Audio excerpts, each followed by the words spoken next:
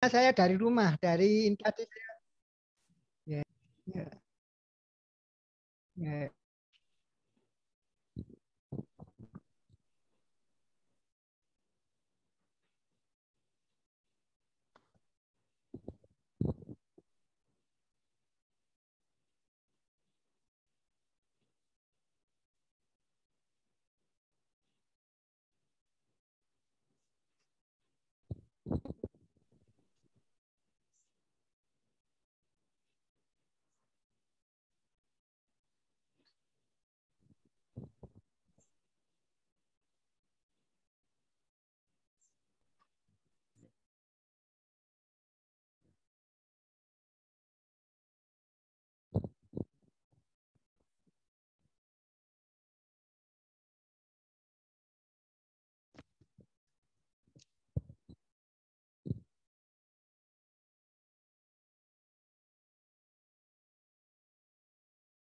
Kacamata baca ajaib yang dapat dipakai untuk semua kebutuhan, berapapun ukuran gelas mata Anda akan cocok dengan lensa yang terpasang pada kacamata ini.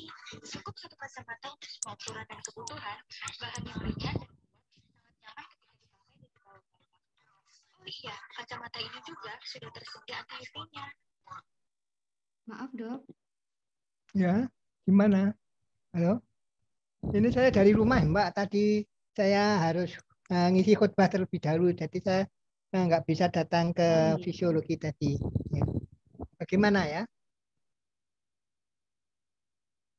Maaf, Dok. Ini saya Kusnita, Dok. Ya, Pak. Siapa, Mbak? Ini saya Husnita. Kusnita, Dok. Oh ya, sudah datang ya, Mbak Iya. ya. Baiklah, Mohon apakah maaf, Dok. coba apakah semuanya sudah hadir ya? Coba saya nggak tahu siapa saja pesertanya. Ini yang minat fisiologi saja atau yang apa ya? Saya nggak tahu ya. Halo? Minat fisiologi saja. Minat fisiologi. Ada. Ini masih kurang Jadi, satu orang, Dok. siapa ya? Mas Reza Kurang masih siapa? belum masuk. Oh, di mana ya? Mau hadir atau enggak? Coba dihubungi dulu.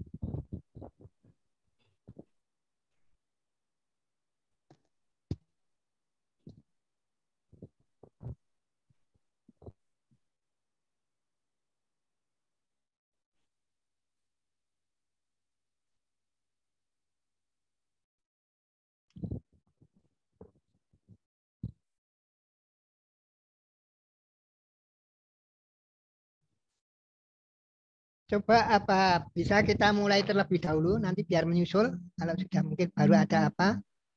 Boleh dong. Apa mungkin ya? Mungkin Apa dimulai mungkin dulu. dimulai ya?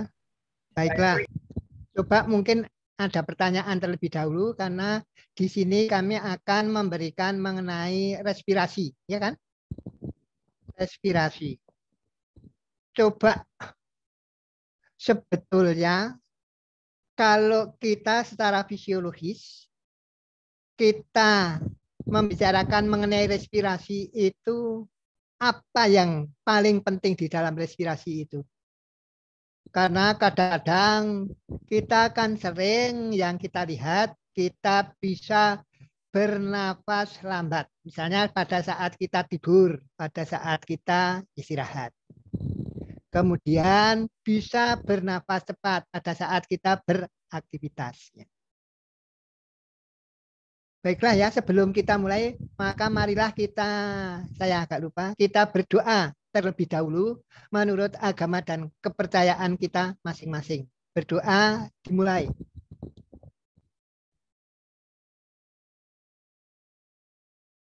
Selesai.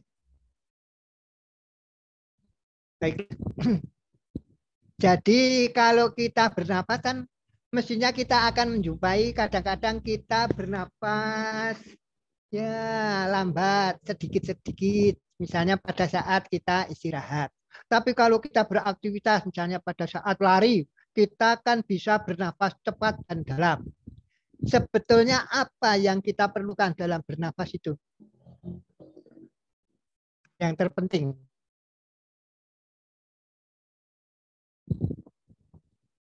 Jadi kalau kita mengadakan pernapasan, yang terpenting itu adalah menyediakan oksigen yang ada di dalam darah kita. Di samping oksigen juga mengatur agar kadar CO2 yang ada di dalam darah kita itu adalah juga bisa dalam keadaan relatif tetap. Katakanlah dalam keadaan homeostasis. Misalnya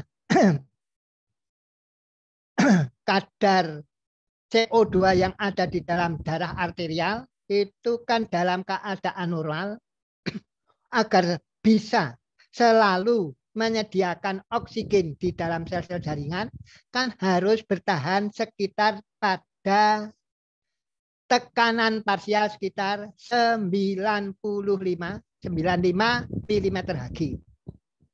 Tetapi darah arteri kita, plasma darah kan juga tidak boleh dalam keadaan asam. Masa kan juga harus dipertahankan. Misalnya pH-nya selalu 7,4. Nah, di sini yang berperan penting di dalam pernafasan itu adalah mempertahankan kadar CO2 yang ada di dalam plasma darah kita itu adalah pada tekanan parsial sekitar 40 mm Hg.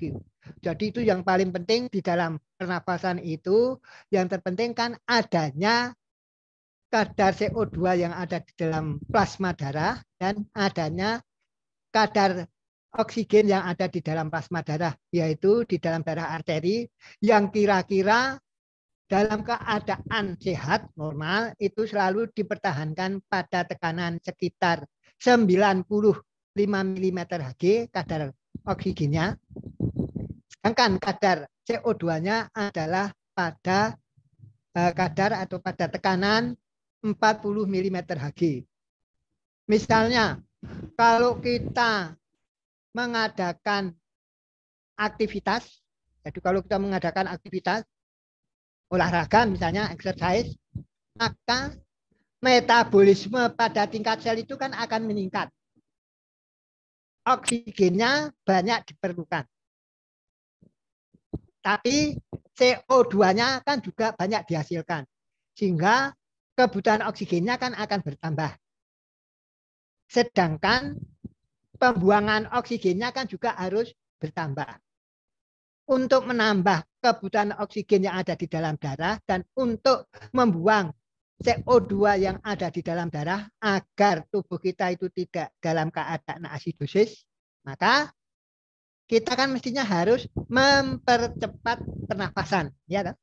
Kalau kita aktivitas, nafasnya kan cepat karena CO2-nya harus dibuang, sedangkan oksigennya kan juga harus diperlukan sehingga bisa mencukupi kebutuhan oksigen jaringan. Itu yang terpenting. Sehingga ada kalanya kita akan bisa bernafas dangkal dan lambat, misalnya dalam keadaan istirahat atau tidur, tapi bisa dalam keadaan cepat dan dalam, misalnya kalau kita dalam keadaan beraktivitas. Maka di sini perlu kita ketahui bahwa kadang-kadang oksigen yang kita perlukan itu kan sering kita berada pada tempat yang tinggi. Misalnya di puncak Gunung Himalaya yang tingginya sekitar 9.000 meter di atas permukaan laut. Maka tekanan atmosfernya kan rendah. Karena tekanan atmosfernya itu rendah, katakanlah misalnya pada ketinggian sekitar 9.000 meter di atas permukaan air laut. Maka tekanan barometernya, tekanan atmosfernya itu kan tinggal kira-kira sepertiga dari tekanan waktu kita berada di atas permukaan laut. Misalnya kita berada di Jogja ini. Jogja kan kira-kira cuma sekitar 100 meter di atas permukaan laut. Katakanlah anggap saja di atas permukaan laut. Maka kan kira-kira 1 atmosfer, di mana 1 atmosfer itu adalah 760 mm Hg. Maka kalau kita berada di puncak Gunung Himalaya, misalnya yang tingginya sekitar 9.000 di atas permukaan air laut, maka tekanan atmosfernya kan tinggal sepertiganya dari yang ada di tempat kita di sini. Sepertiga dari 760 itu berapa? Sekitar 253 ya. 750 kalau dibagi 3 kan 250. 10 bagi 3, 3 ya. Kan sekitar 253 mm Hg. Tekanan barometernya. Dari tekanan sekian itu, menurut Dalton, udara kan terdiri dari beberapa tekanan parsial. Misalnya oksigennya berapa, CO2-nya berapa, nitrogennya berapa, tekanan uap airnya berapa. Misalnya kita melihat yang kita pakai dalam pernafasan saja adalah oksigen dan CO2. Misalnya kita berada di puncak Gunung Himalaya yang tekanan atmosfernya sepertiga, katakanlah 250 mm Hg. Maka komposisi gas campuran yang ada di sana itu adalah kira-kira ya sama persentasenya. Misalnya 1/5-nya itu adalah oksigen. Kalau 1/5-nya itu adalah oksigen, 250 dibagi 5 itu berapa? Ayo coba, berapa? 250 dibagi 5. Yaitu 50 mm Hg. Padahal yang ada di dalam darah, nanti kan mestinya harus sama yang ada di dalam alveoli. Karena harus ada difusi ya.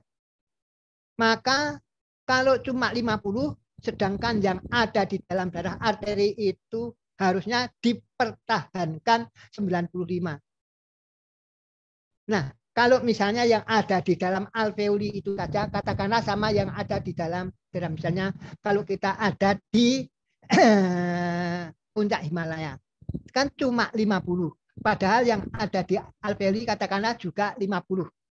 Sedangkan yang ada di dalam darah arterial harusnya dipertahankan 95. Maka apa yang terjadi? Oksigen yang ada di dalam darah arteri kan akan berdifusi keluar, masuk di dalam alveoli. Dari di dalam kapiler alveoli malah keluar. Kan malah kekurangan oksigen. Padahal kan harus dipertahankan 95. 95 yang ada di dalam alveoli cuma katakanlah 50 mm Hg. Kan malah terjadi difusi keluar. Kalau terjadi difusi keluar kan malah akan terjadi apa yang disebut dengan apa? Hipoksia. Jadi kalau kita asal berani saja naik ke Gunung Himalaya yang tingginya 9.000 di atas permukaan air laut itu, kan di sana tekanan atmosfernya sangat rendah.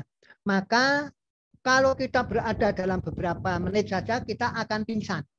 Tidak sadar. Karena apa? Karena akan terjadi apa yang disebut dengan hipoksia hipoksik. Jadi kan tubuh tidak akan bisa tercukupi kebutuhan oksigennya. Itu kita harus mengenal adanya apa yang disebut dengan hipoksia. Mungkin ada suatu pertanyaan. Mungkin ada di antara saudara yang sudah sering naik pesawat udara. Katakanlah pesawat komersial. Entah itu jenis Boeing 737 ataupun jenis Airbus ataupun jenis apa ATR itu ya, yang apa itu yang pakai baling-baling. Maka untuk terbang agar lebih selamat, itu kalau jarak jauh itu kan kira-kira terbangnya adalah sekitar 35.000 kaki atau sekitar katakanlah 12.000 meter di atas permukaan laut. Kan tinggi sekali. Nah sekarang kenapa kita waktu terbang dengan ketinggian 35.000 kaki, ya katakanlah sekitar itu kan sudah lebih dari 9.000. Kok kita tidak mengalami hipoksia? Kok ya tenang-tenang saja ada di dalam pesawat itu. Misalnya kalau ada yang dari Makassar, itu kan terbangnya ada sekitar 1 jam lebih ya. Itu kan ya kok ya tidak hipoksia. Misalnya yang dari Medan, wah dari Jogja ke Medan, itu kan jauh lebih dari 1 jam. Kan kita ada di dalam pesawat yang ketinggi. Itu kan kita tidak akan mengalami hipoksia. Apa sebabnya? Apa?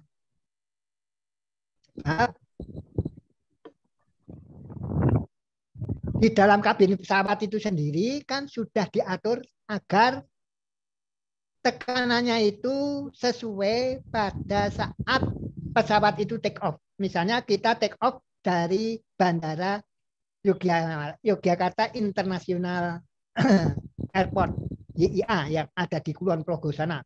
Maka kalau kita itu sudah masuk di dalam pesawat, ya sudah siap mau take off, maka pintu pesawat itu kan ditutup. Jadi kalau sudah ditutup kan nggak mungkin kita akan bisa masuk. Jadi kan sudah tutup, kan kita akan take off. Dan udara di dalam, tekanan udara di dalam kabin pesawat itu kan sudah dibuat sesuai dengan pada saat kita take off. Jadi kan sekitar 1 atmosfer. Sehingga walaupun kita itu terbang lebih dari 10.000 meter di atas permukaan laut, maka kan juga tidak akan mengalami hipoksia. Apalagi kalau kita terbang pada jarak yang sangat jauh. Misalnya seperti yang pernah saya alami. Penerbangan dari Cengkareng, dari Jakarta, langsung menuju Jeddah. Itu kan ada jarak sekitar 7.000 km. Yang ditempuh dengan waktu sekitar 9 jam. Nah itu kan pesawat itu terbang pada ketinggian sekitar 40.000 di atas permukaan air laut. Maka kan mestinya itu kan sangat rendah. Tapi karena kabinnya itu sudah dibuat dengan tekanan yang pada saat take off, yaitu 1 atmosfer, maka kita kan ya biasa-biasa saja. Tapi kalau ada yang mau coba-coba membuka pintu pesawat atau membuka jendela, yang hal itu tidak mungkin kalau penumpang ya, itu nanti kan tekanan udara yang ada di dalam pesawat itu kan akan segera turun. Maka kita kan akan bisa mengalami hipoksia, itu bahaya. Makanya kalau pesawat itu pintunya sudah ditutup, maka itu kan sudah akan diisi dengan tekanan yang sesuai pada saat take off, sehingga kita tidak akan mengalami hipoksia. Nah, hipoksia di mana tekanan udara yang sangat rendah, misalnya kita berada di tempat yang sangat tinggi, di puncak Himalaya, atau kita naik pesawat. Kalau pesawat komersial saya kira tidak akan mengalami itu karena tekanan di dalam kabinnya sudah dibuat sedemikian rupa sehingga sama seperti waktu take off. Tapi pada pesawat yang kecil yang isinya cuma 10 orang atau apa yang sering dipakai di Kalimantan atau di Papua yang menjadi alat transport antar kota, misalnya yang ada di Papua sana, pada saat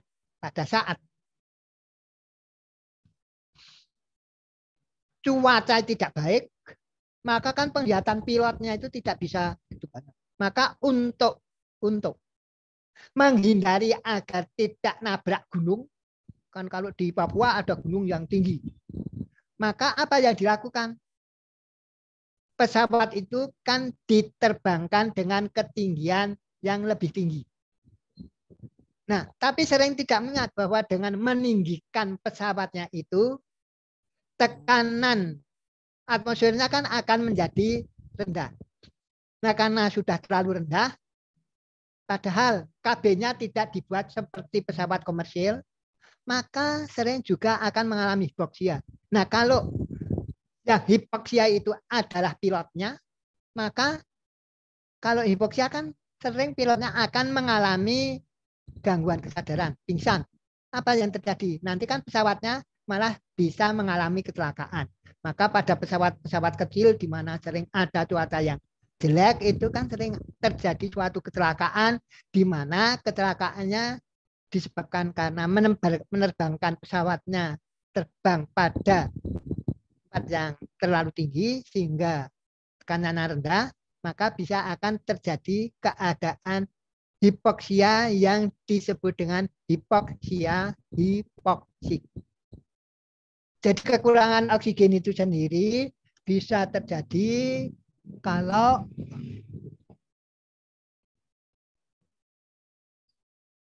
ya kami persilahkan, mari ini ya.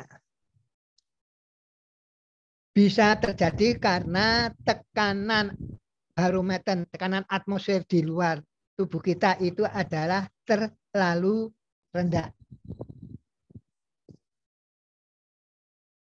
Tapi kalau dalam keadaan normal, misalnya kita bernapas dengan respirasi yang normal. Katakanlah kita akan mengalami inspirasi dan ekspirasi.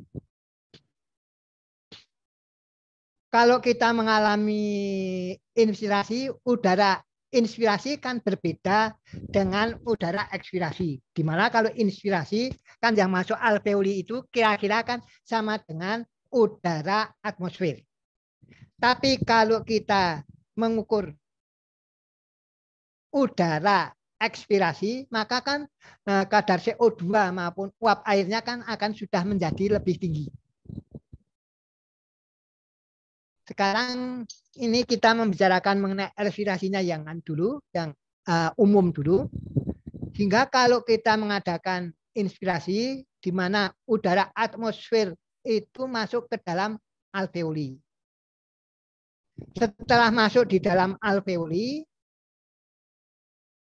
di mana kalau menurut hukum Dalton, komposisi gas yang ada di dalam udara yang kita hirup pada saat inspirasi itu kan kira-kira ya menurut hukum Dalton kira-kira 20% itu adalah oksigen, 79% itu adalah nitrogen, yang lain-lain itu kan nanti ada CO2, ada uap air, ada apa itu kan kecil sekali.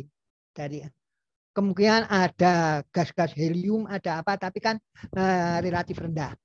Sehingga yang kita bicarakan adalah udara yang kita pakai dalam pernapasan itu saja. Misalnya, sampai di alveoli, katakanlah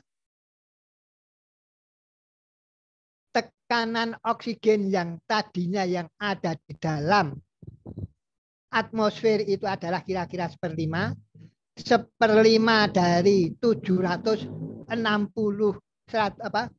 seperlima dari 760 itu kan kira-kira ya sekitar 150-an. Tapi kalau diukur tekanan parsial oksigen di dalam udara inspirasi itu adalah sekitar 158 mm Hg. Kemudian yang paling banyak itu adalah yang tidak kita pakai dalam pernapasan, yaitu nitrogen N2. Di mana N2-nya itu adalah sekitar 596 mm Hg, bukan yang paling banyak. Kemudian CO2-nya itu sangat kecil, yaitu cuma 0,3 mm Hg, dan uap airnya itu juga kecil saja, yaitu sekitar 5,7 mm Hg. Di mana kalau oksigen uap air maupun nitrogen itu kan tidak kita pakai dalam pernapasan. Sehingga sampai di dalam alveoli, biar kita tahu mengenai proses respirasi, maka tekanan oksigen yang tadinya di dalam atmosfer itu adalah 158 mm Hg, maka setelah mencapai alveoli kan tercampur dengan udara yang ada di dalam saluran pernapasan segala dalam ruang mati, maka di dalam alveoli kan tinggal sekitar 100 mm Hg.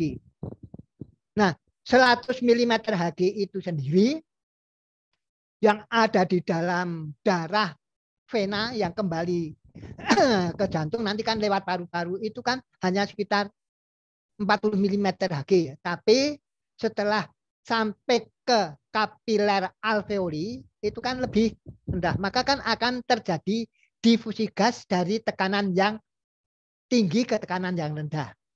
Misalnya yang ada di dalam alveoli itu adalah 95 mm Hg, sedangkan yang ada di dalam pembuluh darah balik itu adalah 40 mm Hg, maka kan akan terjadi difusi gas dari alveoli masuk ke dalam kapiler alveoli, yaitu menurut hukum Henry. Jadi kan menurut Henry itu kan gas-gas itu akan berdifusi dari tekanan tinggi ke tekanan rendah. Kemudian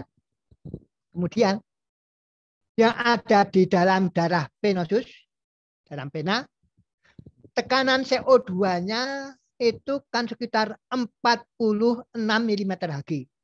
Tapi yang ada di dalam alveoli itu adalah hanya sekitar 40 mm Hg.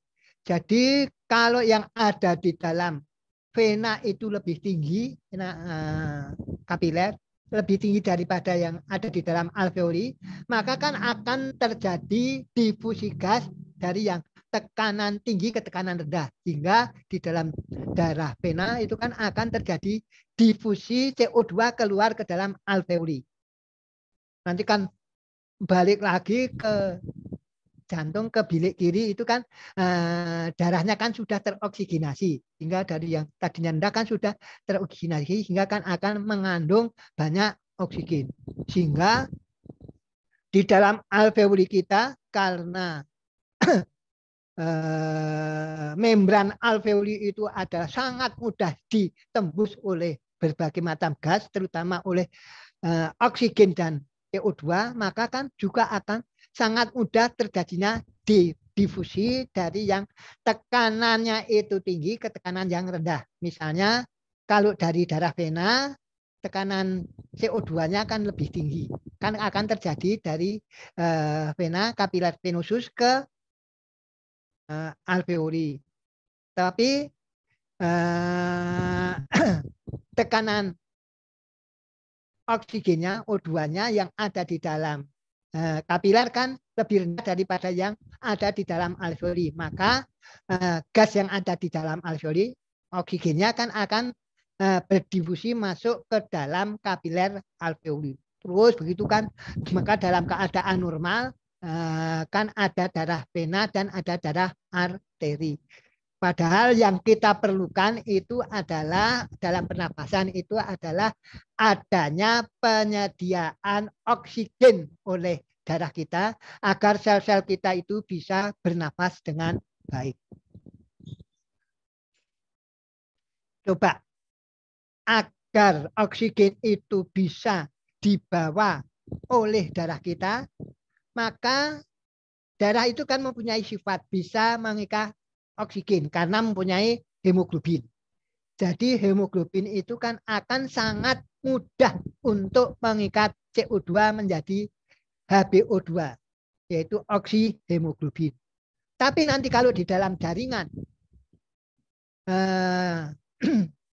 kadar oksigen yang ada di dalam darah itu lebih tinggi, yang ada di dalam jaringan rendah kan akan terjadi difusi dari darah masuk ke dalam jaringan. Sehingga kan nanti setelah di dalam kapiler jaringan yang sifatnya vena, CO2-nya kan akan menjadi lebih tinggi, sedangkan oksigennya akan menjadi rendah, terus mengalir, sehingga kebutuhan oksigen jaringan kita dan pembuangan CO2-nya yang dihasilkan oleh hasil metabolisme kan bisa berjalan dengan bagus. Nah, sekarang yang menjadi pertanyaan, kalau kita berada di tempat yang tinggi, itu kita bisa mengalami hipoksia, namanya hipoksia hipoksik. Tapi kalau misalnya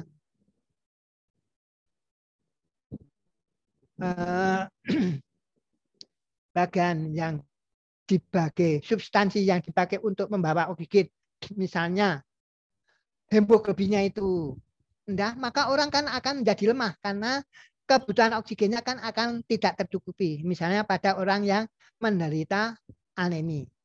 Sehingga walaupun kita berada pada tempat yang oksigennya itu bagus, tetapi kalau kita itu menderita kekurangan darah, anemi, maka kebutuhan oksigen oleh jaringan kan jadi tidak terpenuhi.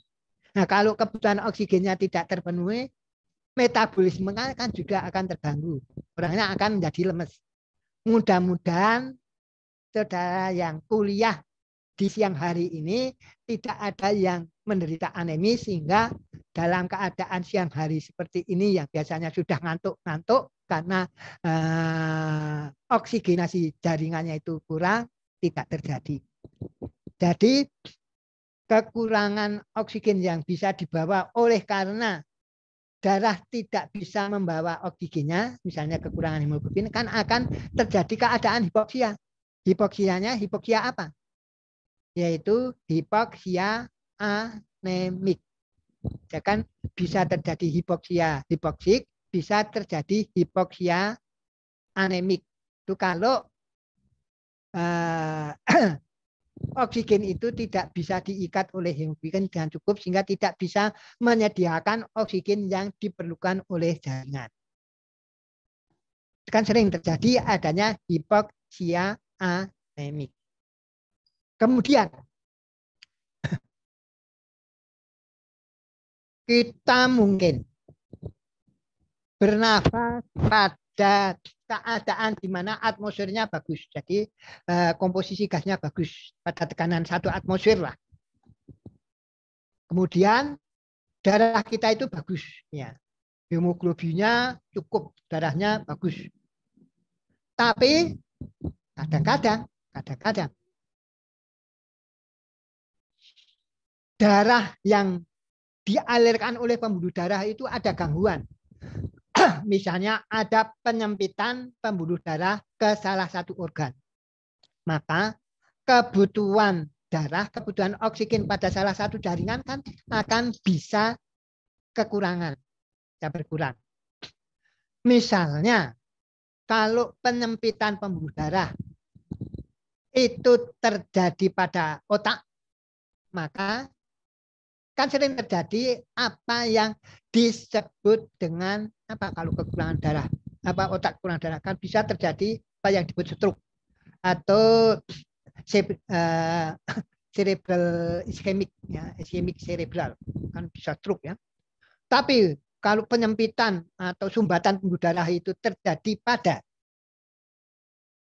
pembuluh darah jantung, maka oksigenasi atau metabolisme pada otot jantung kan juga akan berkurang. Kan juga sering terjadi gangguan pada jantung. Sering terjadi serangan jantung. Jadi kan kalau ada darahnya bagus, pertukaran gas di dalam alveoli bagus, tapi pemberian darah, perfusi darah ke jaringannya itu mengalami gangguan. Kan juga bisa terjadi keadaan yang disebut dengan hipoksia. Hipoksia di mana adanya gangguan aliran darah itu kan dapat yang sering kita sebut dengan hipoksia iskemik. Jadi kan kita sudah mengenal adanya hipoksia, yaitu hipoksia hipoksik, hipoksia anemik, dan hipoksia iskemik. Tapi kadang-kadang kita juga bisa mengalami suatu keadaan di mana kebutuhan oksigen pertukaran di dalam alveoli itu bagus. Jadi kan sudah seperti yang ada di dalam atmosfer yang kita perlukan. Darahnya bagus, mengandung hemoglobin dalam keadaan yang cukup. Jadi kan normal. Aliran darah ke jaringan-jaringan juga bagus. Tidak ada penyempitan pembuluh darah. Akan tetapi sering terjadi bahwa pertukaran gas antara darah jaringan dengan jaringan itu mengalami gangguan, ada blokade. Jadi itu sering ada terblokir. Misalnya karena apa? Karena ada suatu racun. Katakanlah racunnya itu akan menghambat tidak bisa terjadinya pemakaian oksigen, adanya difusi oksigen masuk ke dalam sel-sel jaringan. Maka kan jaringannya akan mati kalau tidak bisa bernafas. Maka adanya hipoksia yang disebabkan oleh karena apa? Oleh karena sel-sel jaringan itu tidak bisa menggunakan oksigen yang ada di dalam kapiler darah kita, yang terblokir. Misalnya oleh karena suatu zat, substansi yang kita sebut dengan apa? Yang sering dipakai untuk racun tikus itu. Ada orang itu kalau makan, wah makan lah potasnya. Ya, apa itu? Potas. Potas itu kan kalium ya. Nah, racun yang sangat sangat beracun itu apa? Misalnya potasium cyanida, KCN. Ya. Jadi saya harap saudara jangan coba-coba minum KCN.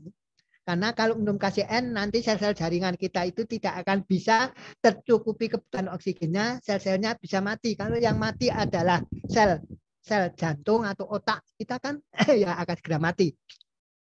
Sehingga kan sering terjadi.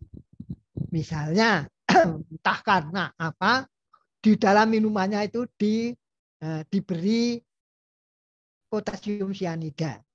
Maka dalam beberapa saat nanti kan kalau racunnya sudah bekerja, sel-sel jaringan tidak bisa bernafas, nanti kan akhirnya juga akan mengalami kematian.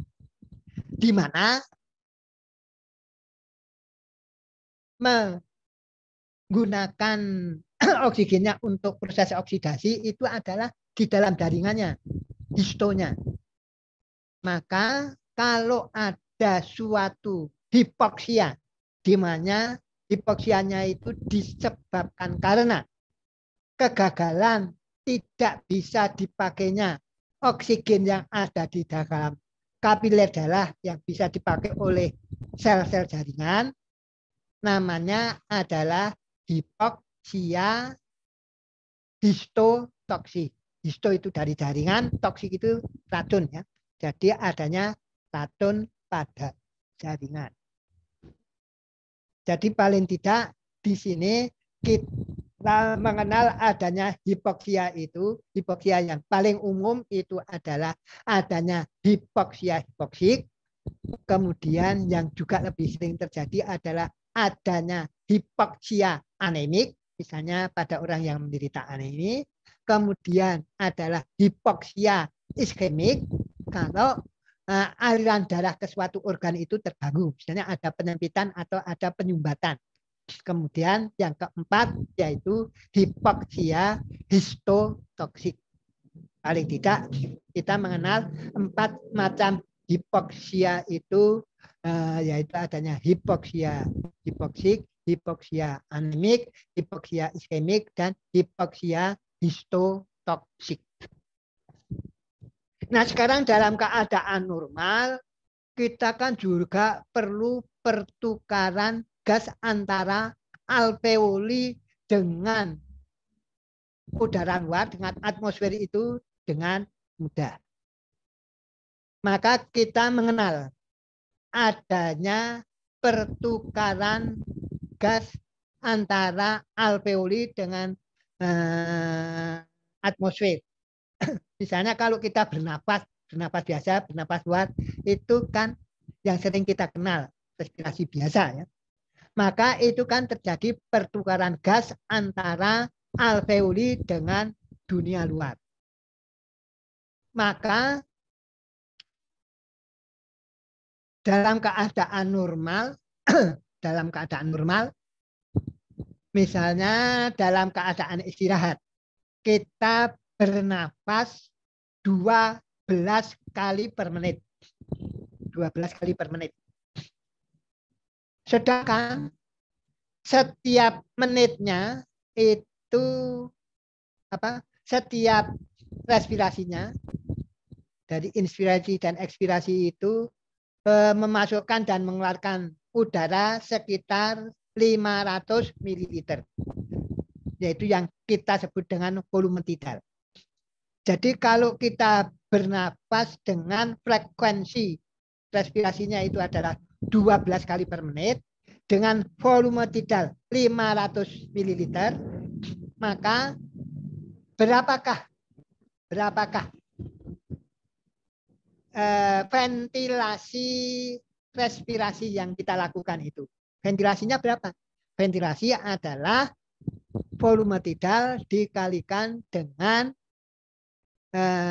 frekuensi respirasinya per menit 12 dikalikan 500. Berapa?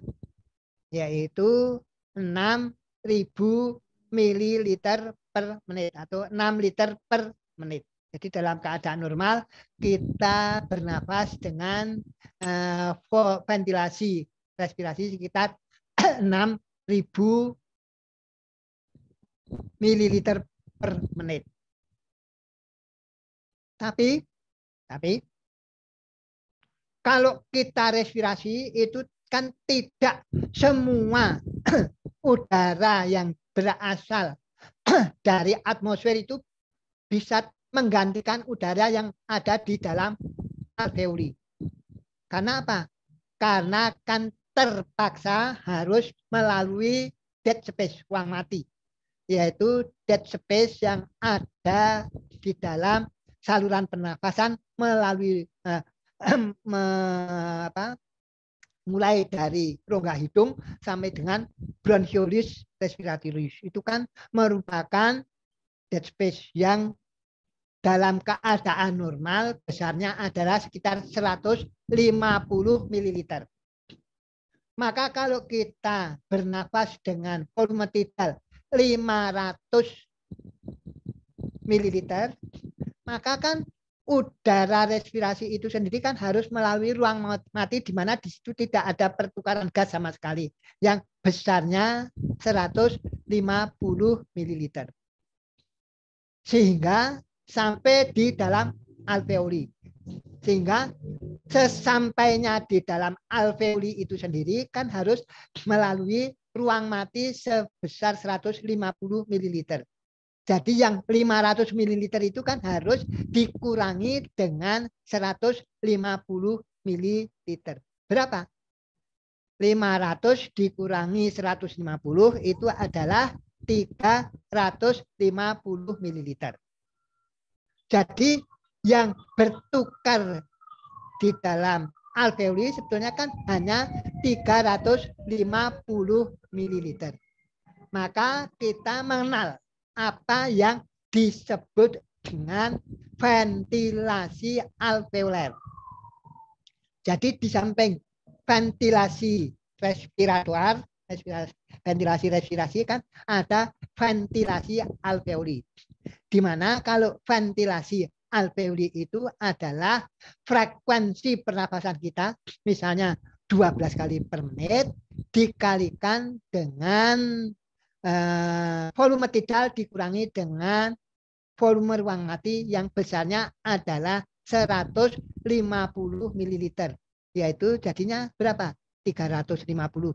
Sehingga ventilasi alveolinya itu kan hanya frekuensi respirasi yaitu 12 kali per menit dikalikan dengan 350 ml. yaitu berapa? 12 kali 350, yaitu sekitar 4.200 ml per menit. Jadi kalau kita mempunyai ventilasi respirasi 6.000 ml, maka ventilasi alveolinya itu sebenarnya cuma 4.200 ml per menit. Karena kan harus melalui dead space, yaitu mulai dari rongga hidung sampai dengan bronchiolus respiratorius yang besarnya adalah 150 ml. Nah, kemudian kita mengenal apa yang disebut dengan ventilasi alveoler. Maka di dalam paru-paru kita itu kan juga dialiri darah.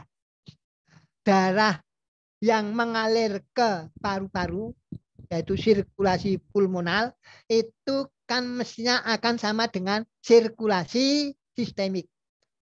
Di mana sirkulasi sistemiknya itu adalah sama dengan cardiac output.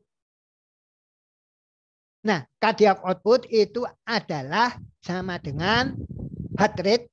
Misalnya kita mempunyai heart rate sebesar katakanlah 80 kali per menit. Jadi heart rate kita itu misalnya katakanlah untuk mudahnya 80 kali per menit. Kemudian jantung kan bisa memompa darah. Sekali memompa, jantung itu akan memasukkan darah ke dalam ventricle, atau ventricle itu memompa darah sebesar 70 ml. Maka cardiac output kan sama dengan heart rate dikalikan stroke volume atau isi sekuncup. Sehingga kalau isi sekuncupnya itu adalah 70 ml, sedangkan frekuensi jantungnya itu adalah 80 kali per menit, maka cardiac outputnya itu adalah 70 kali 80 ml per menit, yaitu 5.600 ml per menit. 5.000 ml per menit. Maka kita bernafas yang kita kenal dengan adanya ventilasi alveoler itu kan harus match dengan, harus sesuai dengan cardiac output. Kalau ventilasi alveolernya itu adalah 350 kalikan 12 itu adalah 4.200 ml per menit. Sedangkan cardiac outputnya itu adalah 5.600 ml per menit. Maka antara ventilasi V, ya, ventilasi V dengan perfusi, yaitu aliran darah Q, ya, V per Q, jadi antara ventilasi dengan perfusi itu kan harus match. Misalnya perfusinya itu adalah cardiac outputnya itu adalah 5.600 ml per menit, sedangkan ventilasi alveolernya itu adalah 4.200 ml per menit, maka antara ventilasi dengan perfusi itu berapa? 4.200 per 5.600, yaitu 7/8, ya kan? Kok 7? Yaitu 4.200 per 5.600 itu adalah 6/8 atau 3/4. Sehingga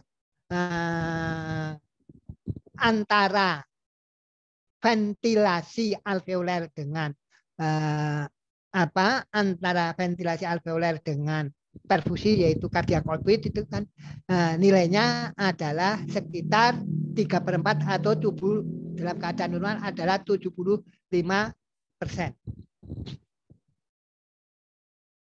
Tetapi kembali lagi mengenai respirasi ini tadi, sebetulnya yang kita perlukan itu adalah agar kadar yang ada di dalam darah itu selalu mencukupi oksigennya untuk pernapasan jaringan dan CO2-nya itu tidak menemput agar tidak terjadi asidosis. Maka kan oksigennya diperlukan. Kalau kita memerlukan lebih banyak, kan kita akan bernafas dengan volume yang lebih besar. Karena darahnya itu juga harus mencukupi kebutuhan jaringan, maka kalau kebutuhannya lebih benar kan darahnya, sirkulasinya kan juga akan mengalirkan darah yang lebih banyak. Maka coba kalau kita dalam keadaan normal itu bisa bernafas dalam keadaan istirahat katakanlah 12 kali per menit dengan volume tidal 500 ml, di mana ventilasi alveolernya tadi adalah 4.200 ml per menit atau ventilasi respirasinya adalah 6.000 ml per menit. Tapi kalau kita beraktivitas, maka kan kita bisa bernafas cepat dan dalam. Misalnya kita mungkin kalau cepat sekali itu bisa bernafas sampai 40 kali per menit. Misalnya kita paksa bisa bernafas sampai 40 kali per menit. Bisa toh? Cepat. Nah, seperti apa? Nafasnya cepat bisa sampai 40 kali per menit. Tapi di samping kita bisa bernafas dengan cepat dan dalam, misalnya bernafasnya bisa sampai 40 kali per menit. Tapi karena bisa lebih dalam, maka lebih dalamnya itu bisa mencapai setiap volume tidalnya itu bisa hampir mencapai kapasitas vitalnya. Misalnya bisa mencapai 75% dari volume tidalnya. Misalnya kalau kita paksa. Misalnya kita mempunyai volume tidal sekitar 500 ml. Tapi kita juga bisa mempunyai kapasitas vital, yaitu kapasitas vital yang bisa kita keluarkan dari kita inspirasi maksimum sekuat-kuatnya sampai udara tidak bisa masuk ke dalam paru kita. Kemudian kita keluarkan secepat-cepatnya, sekuat-kuatnya sampai udara yang ada di dalam alveoli kita itu habis. Maka akan terukur kapasitas vital. Misalnya katakanlah 4.000 ml. Sedangkan kalau normalnya itu kan bisa kita ukur dengan kita prediksi dengan seorang katakanlah kita kalau seorang yang botak tapi pintar ya. Kok botak pintar ya? Karena namanya adalah botak tapi menangan, karena namanya adalah Baldwin. Di mana menurut Baldwin kapasitas vital itu kan bisa kita prediksi dengan mengalihkan tinggi badan kita dalam sentimeter. Jadi kita kan bisa mengukur tinggi badan kita itu dalam sentimeter. Misalnya seorang dengan tinggi badan 160 cm. Itu dikalikan dengan berapa? Dikalikan dengan ini tadi menurut Baldwin. Kalau pada laki-laki adalah dengan bilangan 27,63. Tapi 27,63 itu nanti akan dikurangi dengan suatu bilangan tertentu. Misalnya dikurangi umur dalam tahun, ya misalnya umurnya ada 20 tahun, ya 20 dikalikan dengan 0,112. Jadi misalnya 112 kalau kalikan 20 kan sama dengan 1,2 12. Sehingga bilangan 27,63 itu kan harus dikurangi dengan bilangan 1,12. Apa? Dikurangi dengan bilangan 1,12 kan 2,24. Sehingga kan kira-kira hanya sekitar 25. Ya, 27 kurangi 63 dikurangi 2, berapa itu kan katakanlah untuk mudahnya adalah sekitar 25. Nah, di 25 dikalikan 160. 160-nya itu kan dalam sentimeter tadi ya. Sedangkan umurnya dalam tahun. Misalnya 227,63 dikurangi 0,112 dikalikan umurnya yaitu 20, yaitu sama dengan 2,24. Jadi berapa itu dikalikan dengan tinggi badannya 160, maka kira-kira kan akan kita temukan bilangan 4.000. Di mana 4.000-nya itu adalah 4.000 mililiter, yaitu yang merupakan prediksi dari kapasitas vital kita. Sehingga kalau kita itu bisa mencapai kapasitas vital prediksi kita, kalau kita mengukur kapasitas vitalnya yaitu dengan menarik nafas kuat-kuatnya, terus kemudian kita keluarkan sekuat-kuatnya, itu bisa mencapai itu bilangan Baldwin itu adalah katakanlah bisa mencapai 100%. Tapi kalau putri bukannya 27,63 tapi hanya 21,78. Nah, 21,78 itu yang dipakai untuk mengurangi adalah juga umurnya dalam tahun, misalnya 20, dikalikan dengan bilangan 0,101. Kalau pada pria adalah dikalikan dengan bilangan 112, 0,112. Tapi kalau pada putri dikurangi dengan bilangan 0,101. Nanti dari 21,78 dikurangi itu berapa? Nanti dikalikan dengan tinggi badan dalam sentimeter. Misalnya 21,78 dikurangi berapa? Katakanlah dikurangi itu menghasilkan angka 20. Sehingga untuk mudahnya menurut rumus West itu kalau pada pria yaitu dikalikan dengan 25, tapi kalau pada putri dikalikan dengan 20. Sehingga kalau pada seorang putri dengan tinggi badan 160 cm, maka kapasitas vital prediksinya adalah sama dengan berapa? 20 dikalikan dengan 160, yaitu berapa? Yaitu sama dengan 3.000, yaitu berapa? 20 dikalikan adalah sama dengan 3.200 ml per menit. Sehingga kalau kapasitas vitalnya itu bisa mencapai 3.200, itu adalah 100%. Kalau kurang dari 100 kan bisa 80%, bisa kurang ya. Tapi untuk normalnya, maka kapasitas vital itu harus bisa mencapai dari 80% dari kapasitas vital prediksi. Kalau ada kekurangan, penurunan sampai kurang dari 80%, maka disebut dengan adanya penyempitan atau kalau dalam istilahnya ada restriksi. Maka kan ada restriksi, yaitu kalau kapasitas vitalnya itu kurang dari 80%.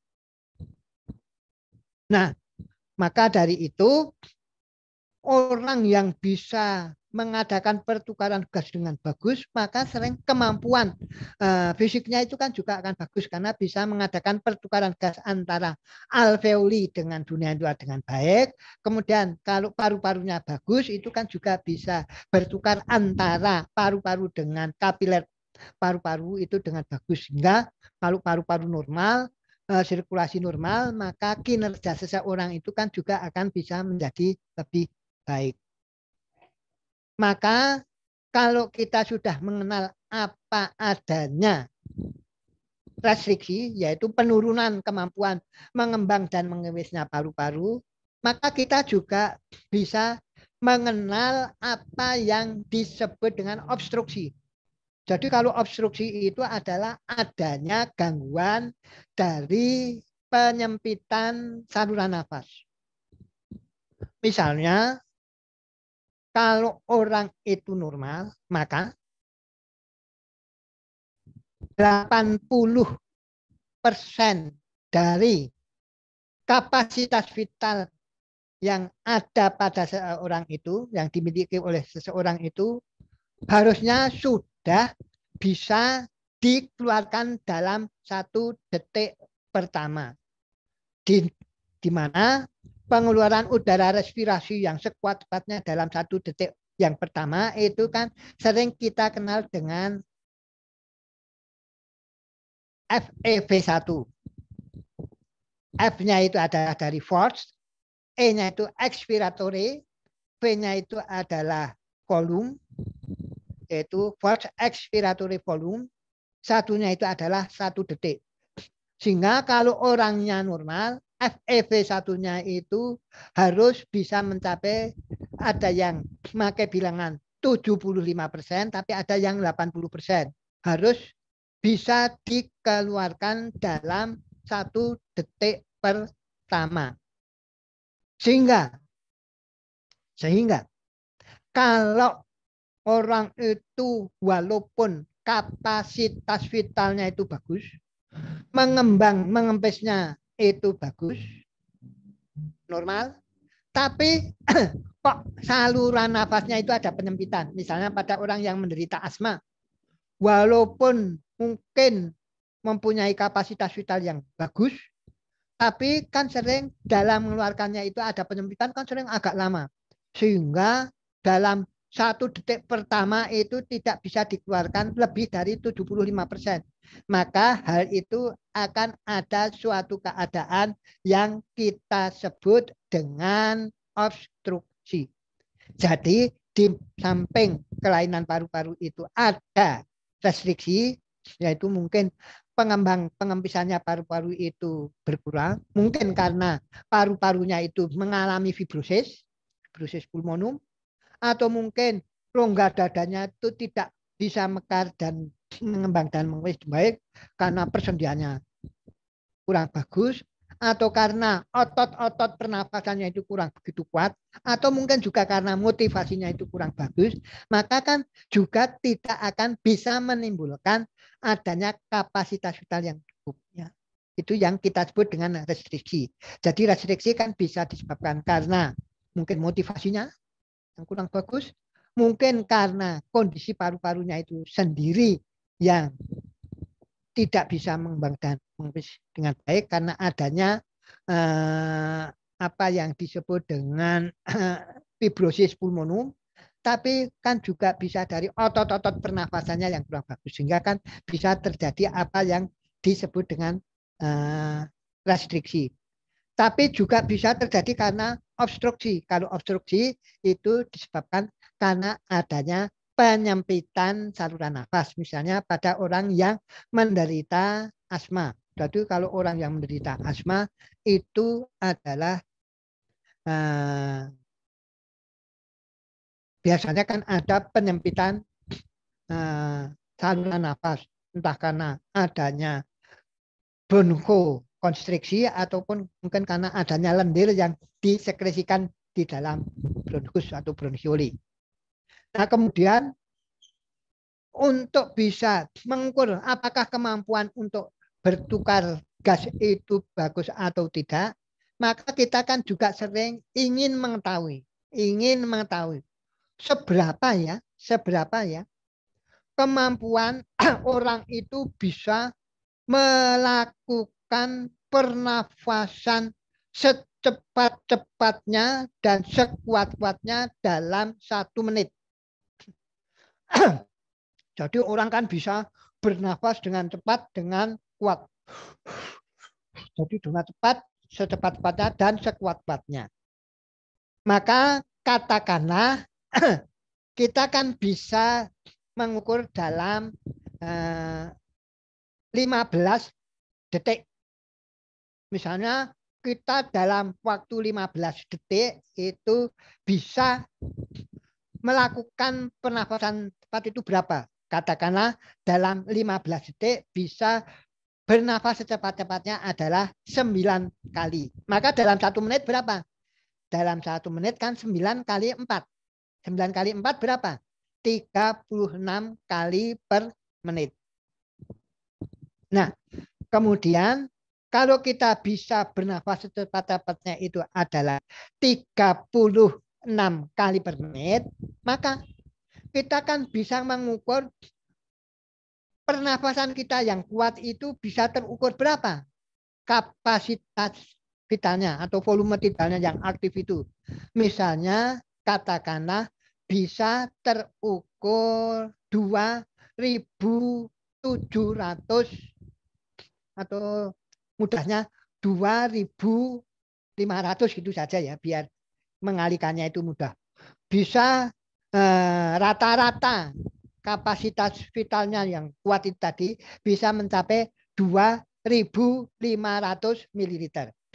Maka kalau kita bisa bernafas 36 kali per menit dengan rata-ratanya itu adalah 2.500 ml, maka berapakah pernafasan yang bisa kita lakukan dalam 1 menit? Yaitu 36 dikalikan 2.500 ml per menit. Berapa? 2,5 dikalikan 36 sama dengan 5 dikalikan 18 sama dengan 90.000 ml per menit atau 90 liter per menit. Nah, 90 liter per menit itulah yang sering kita sebut dengan MVV, yaitu MVV itu singkatan daripada apa? M-nya itu adalah maksimal, V-nya itu adalah voluntary. Jadi kita bernafas secepat-cepatnya itu dengan paksa, dengan kesadaran kita. Terus V-nya yang lagi adalah ventilatory. Jadi ventilasi yang bisa kita lakukan dalam 1 menit berapa? Misalnya di 2.500 dikalikan 36 kali yaitu sama dengan 90.000 ml per menit atau 90 kali per 90 liter per menit. Itu adalah MVV-nya.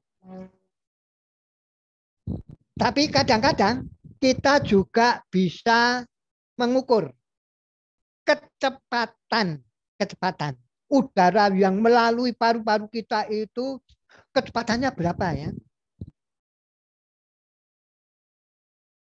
Jadi kita bisa mengetahui flow dari ekspirasi, dari aliran udara ekspirasi yang secepat-cepatnya itu seberapa.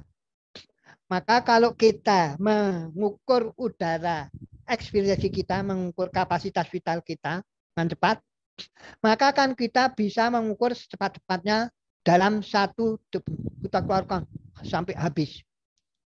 Maka kita bisa mengukur yang 25% sampai 50%. Jadi dari flow expiratory volume yang terukur itu bisa kita ukur yang 25% sampai 75%. Jadi kalau 25 sampai 75% itu berapa? Itu kan 50%-nya. Misalnya itu adalah bisa dicapai dalam waktu berapa? Katakanlah bisa dicapai dalam waktu 3 berapa ya? Misalnya dicapai dalam waktu 0,3 detik. Jadi yang secepat kita melakukan secepat-cepatnya itu bisa dicapai dalam waktu 0,3 detik. Maka berapa kecepatan yang bisa kita lakukan? Maka katakanlah kita bisa mempunyai kapasitas vital 3.600 ya 3.600 cc. Kalau separuhnya berapa?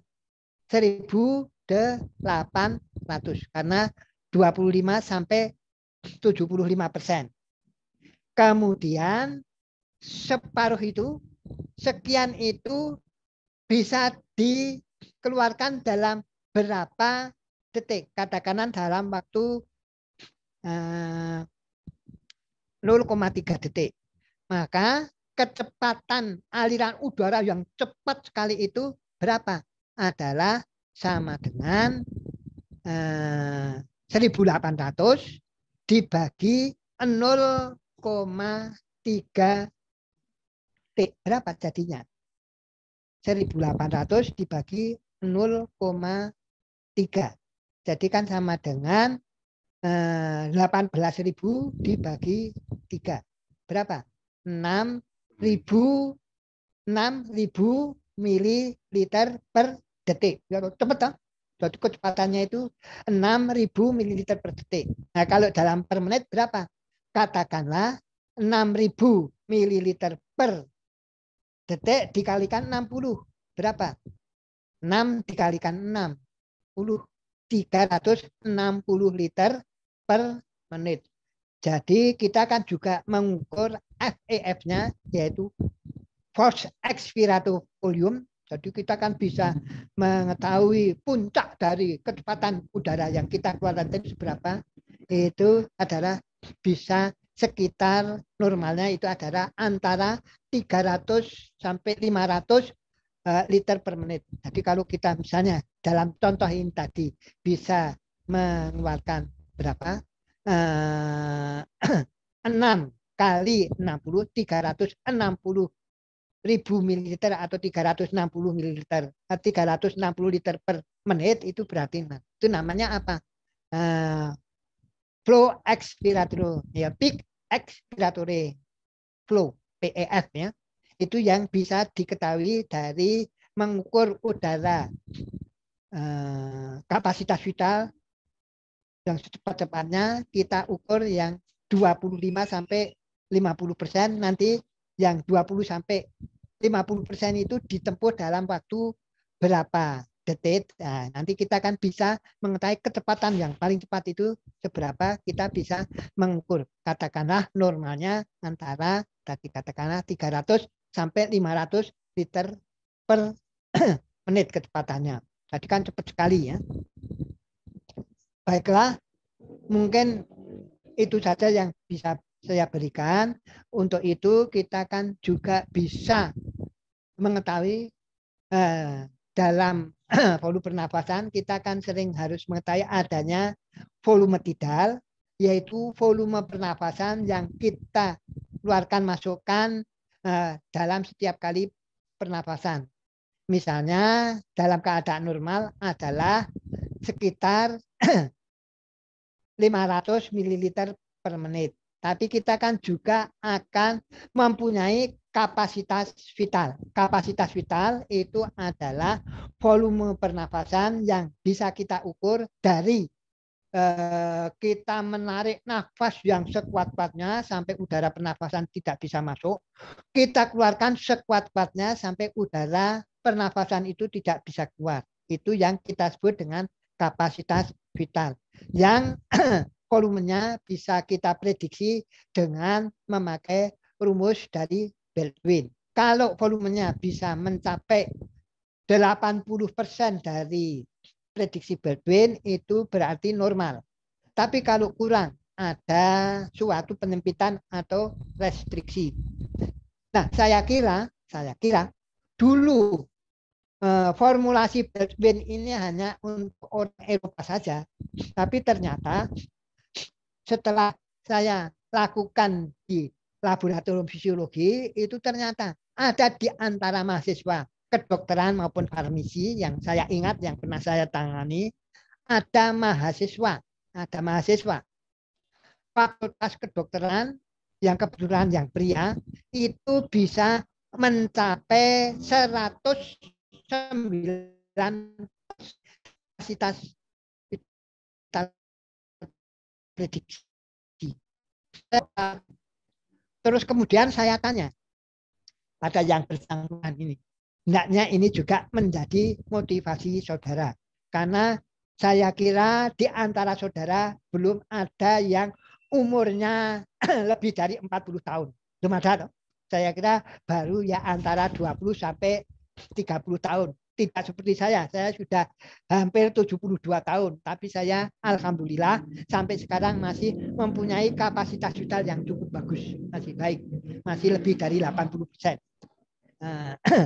Ya mungkin karena saya dulu adalah merupakan atlet yang terpaksa. Karena waktu saya masih sekolah dulu, sekolah dan kuliah, kemana-mana itu harus naik sepeda. Juga kan harus ada aktivitas sepeda, bernafas dengan cepat, menyediakan sehingga sampai tua ini malah masih cukup bagus. Nah, kembali lagi pada seorang mahasiswa, kemudian yang seingat saya itu adalah mahasiswa dari mahasiswa internasional, yaitu bukan yang reguler, tapi yang internasional. Kalau dari wajahnya kelihatannya adalah keturunan India. Tapi yang sering saya lihat, karena saya tahu betul waktu itu, dia itu sering saya lihat, sering latihan basket di lapangan basket yang sekarang ditutup itu ya. Sekarang kan lapangan basketnya tidak boleh untuk parkir. Sehingga kalau mau basket kapan saja kan bisa. Karena sekarang kan tidak boleh dipakai untuk parkir. Itu saya sering melihat latihan basket di situ. Kemudian saya tanya, rumahnya mana? Karena memang dia kalau dari aslinya, beliau itu adalah asalnya dari Malaysia. Tapi kelihatannya keturunan India. Rumahnya adalah di Pogung. Nah, saya tanya, kalau berangkat kuliah, apa transportasinya bagaimana? Dia selalu nyepeda. Jadi dari Pogung sampai sepeda. Di samping nyepeda, dia kan sering beraktivitas latihan basket. Itu kan ada basket, lapangan basket itu. Ya. Saya sering lihat. Sehingga waktu pengukuran pada waktu praktikum diperoleh presentasinya itu adalah 109% dari kapasitas vital prediksi. Itu kan memang bagus. Sehingga mungkin ya, saya juga belum tahu, seperti Cristiano Ronaldo, mungkin siapa yang pemain-pemain sepak bola yang terkenal Eropa, siapa saja, Ronaldo, terus kemudian siapa ya, saya nggak hafal ya.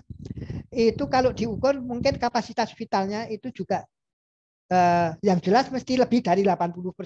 Mungkin ada kemungkinan juga lebih dari 100%. Karena dia kan untuk mengejar bola, kalau apa itu kan bisa menyediakan oksigen dengan bagus, yang sampai ke otot-ototnya itu kan perlu adanya stamina yang cukup bagus. Nah, untuk ini kami sarankan kepada saudara-saudara sekalian agar saudara itu bisa memiliki stamina yang cukup bagus, agar ventilasinya itu dia bagus, kan sering harus juga latihan. Tapi agar sirkulasinya itu juga bisa menyediakan dengan bagus, kan saudara juga sering harus latihan. Karena adanya latihan itu kan akan bisa meningkatkan ventilasi, tapi kan juga akan bisa meningkatkan sirkulasi. Karena dengan adanya aliran darah yang bagus dan juga adanya pertukaran gas yang bagus, itu kan ada kesempatan untuk bisa mengembangkan paru-paru kita itu dengan baik. Sehingga kan kita bisa mengembangkan paru-paru kita itu dengan baik, bisa mengempeskan paru-paru dengan baik, sehingga kan pertukaran gas antara alveoli dengan kapiler paru-paru itu bisa berlangsung dengan baik. Karena dengan adanya aliran darah yang cukup bagus, sehingga kan akan mengalirkan darah ke jaringan-jaringan itu bisa cukup bagus. Karena kalau ventilasi itu dalam keadaan normal, istirahat itu kan katakanlah 6.000 ml per menit. Atau kalau alveolernya adalah 4.200 ml per menit. Sedangkan sirkulasinya dalam keadaan istirahat kan bisa ditingkatkan dari 5.600 ml per menit, yaitu cardiac output-nya. Tapi pada seorang atlet kan bisa ditingkatkan sampai 6-7 kali lipat, sampai sekitar 72.000 ml per menit. Jangan kalau keadaan istirahat kan cuma sekitar 5.000-an mililiter per menit. Bisa meningkat sampai 30.000 mililiter per menit. Sedangkan kalau pada seorang yang bukan atlet kan bisa ditingkatkan hanya sekitar antara 3 sampai 4 kali lipat, yaitu berapa? 5 kali 3 yaitu sekitar 5.000, 3 sampai 20.000 mililiter per menit cardiac. Tapi hal itu tidak akan saudara bisa. Tapi kalau saudara cuma malas-malasan tidak mau menggerakkan badan. Sehingga kalau kita mau mengeksersaiskan tubuh kita sehingga paru-paru kita itu bisa bekerja, kadang-kadang bekerja dengan cukup besar, aliran darahnya juga bisa mengalirkan aliran darah dengan cukup bagus. Mungkin itu saja yang bisa saya berikan. Ada pertanyaan? Ya, karena ini adalah online dan ini saya dari rumah. Nah, nanti kalau misalnya ada pada suatu saat kita bisa melakukan praktikum atau bisa melakukan tatap muka, mungkin akan bisa kita berikan di bangku kuliah nanti. Kalau ya pandeminya itu sudah berlalu, insya Allah bisa. Ada pertanyaan? Ini sudah jam 2:35 menurut jam yang ada, jam 2:25. Jadi masih ada waktu 15 menit lagi untuk saja jawab. Mungkin ada yang mau ditanyakan? Mohon izin dong. Ya, mari. Kalau untuk menanyakan untuk tadi rumus Baldwin ya dok, rumus ya, yang Baldwin. BALD itu botak, win-nya itu menangan ya. Itu kan ada yang dipakai untuk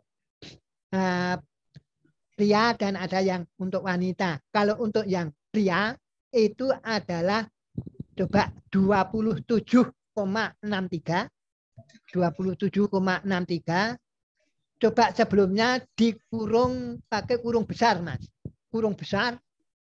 Terus tuliskannya buat lagi kurung kecil. Di belakang kurung kecil buat bilangan 27,63. Ini untuk yang pria ya. 27,63. Kemudian 27,63-nya itu tutup kurung agar nanti tidak kesulitan. 27,63-nya ada di dalam kurung kecil ya. Dikurangi kurung kecil, dikurangi bilangan 0,112. 0,112. Tutup kurung 0,112. Tutup kurung. Buka kurung lagi yang berarti itu perkalian adalah umur dalam tahun. Umur dalam tahun. Misalnya 20 ya, dikalikan 20. Itu dalam kurung. Buka kurung, umur dalam tahun, tutup kurung. Kemudian setelah 27,63 itu kurung tadi dikurangi dalam kurung 0,112, tutup kurung dikalikan umur dalam tahun, tutup kurung, itu bukalah kurung besar di belakangnya, kurung besar. Itu dikalikan dengan tinggi badan dalam sentimeter. Tinggi badan dalam sentimeter, nanti akan ketemu bilangan prediksi untuk apa? Untuk kapasitas vitalnya itu diketemukan dalam mililiter. Jadi prediksi 27. gitu. Berarti itu prediksinya itu. prediksi untuk orang yang normal berarti ya, Dok? Kalau Ya, di bawah itu berarti kalau kurang dari 80% nanti itu adalah ada suatu restriksi. Tadi kalau lebih itu ya malah bagus ya. Tapi kalau lebih 80% normal. Kemudian kalau untuk yang putri sama seperti yang pria tadi adalah kapasitas vital prediksi untuk wanita yaitu sama dengan buka kurung besar terus kurung kecil. Di dalam kurung kecil itu tuliskan bilangan 21,78. 21,78. Tutup kurung. Kemudian buka kurung lagi. Ada bilangan 0,101. Bilangan 101. Tutup kurung. Kemudian setelah tutup kurung, buka kurung lagi. Adalah umur dalam tahun. Umur dalam tahun. Tutup kurung. Setelah itu ada kurung besar. Nah, yang di dalam kurung besar itu nanti kan akan diketemukan bilangannya itu berapa. Kemudian dikalikan dengan bilangan yang merupakan tinggi badan orang itu. Misalnya tingginya adalah 160, ya dikalikan 160 yaitu dalam sentimeter. Jadi tinggi badannya dalam sentimeter. Kalau umurnya adalah dalam tahun. Tapi ini biasanya adalah berlaku untuk seorang yang sudah dewasa muda. Yaitu biasanya umur 17 atau 18 tahun. Tapi entah kalau untuk seperti saya ini, saya sudah berumur 72, itu masih berlaku atau tidak. Tapi saya ukur ternyata saya itu masih mempunyai kapasitas vital yang menurut prediksi masih lebih dari 80%. Jadi saya masih mempunyai kapasitas vital yang cukup normal. Walaupun umur saya sudah 71 tahun lebih, sudah menginjak 72 tahun. Tapi seingat saya, waktu saya masih jadi asisten mahasiswa fisiologi pertama kali, yaitu tahun 72, yaitu pada waktu saya tingkat 3, mungkin banyak di antara saudara yang belum lahir, yaitu pada saat saya masih berumur 22 tahun, yaitu tahun 72, saya mempunyai kapasitas vital yaitu 4.200 ml. Jadi kalau diprediksi dengan rumus Weldon, waktu itu saya cuma memakai rumus West, belum mengenal adanya rumus Weldon ini. Saya masih mempunyai kapasitas vital yang lebih dari 100% dari kapasitas vital prediksi. Tapi sekarang saya juga masih mempunyai kapasitas vital yang lebih dari 80%. Tapi sudah nggak bisa kalau lebih dari 80% menurut umur saya. Kalau untuk umur saya kan pengurangannya adalah bilangan 0,112 dikalikan 72. Kalau pengurangannya kan sudah cukup besar ya. Terima kasih. Sudah tertulis. Jadi untuk yang perempuan adalah rumus Weldon-nya adalah kapasitas vitalnya adalah sama dengan buka kurung besar, kemudian buka kurung kecil adalah bilangan 21,78 tutup kurung, kemudian dikurangi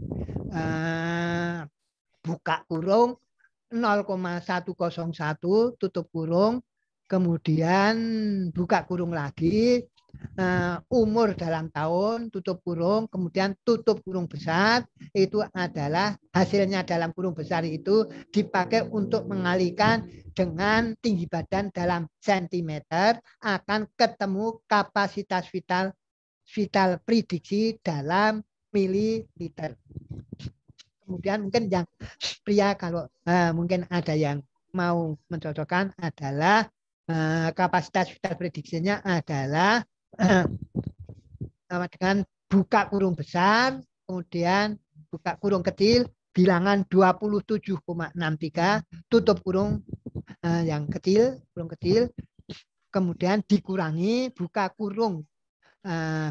kurung kecil bilangan 0,112 tutup kurung, buka kurung lagi dikalikan umur dalam tahun, tutup kurung, kemudian setelah tutup kurung dibuka kurung ditutup kurung besarnya, maka kurung-kurung kecilnya kan ada di dalam kurung besar.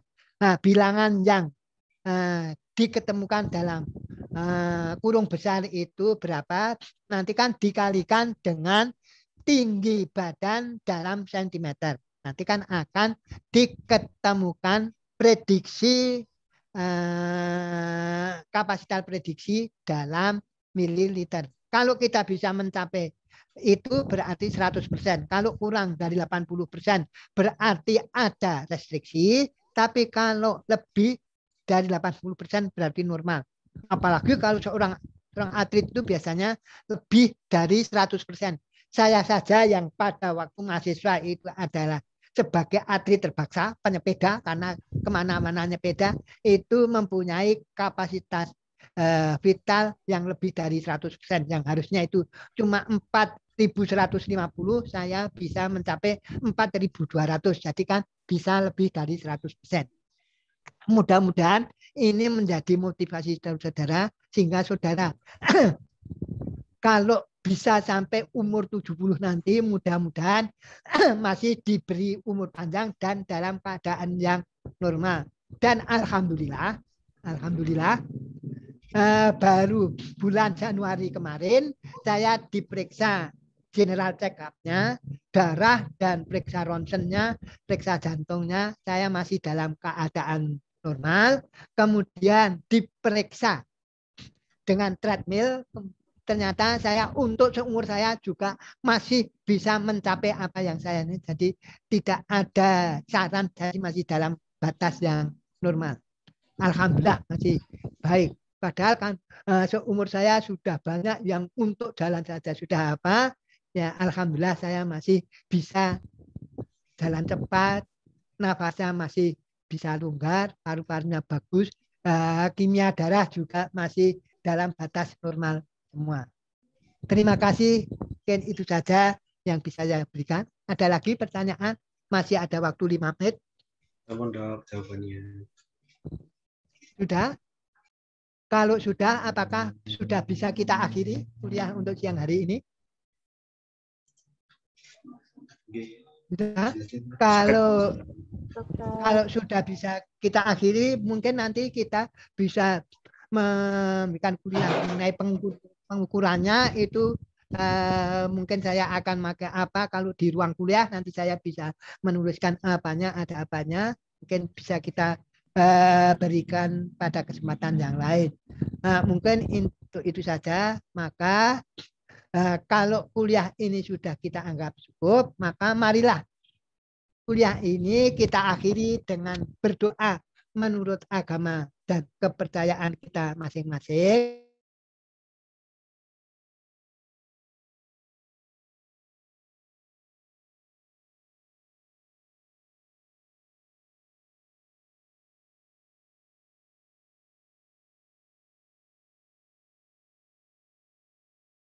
Mulai.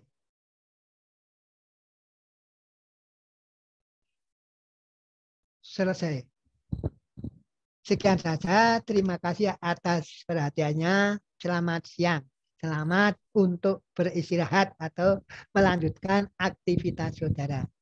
Terima kasih. Waalaikumsalam. Waalaikumsalam warahmatullahi wabarakatuh. Terima kasih dokter. Sudah bisa kita tutup ya, bis ya.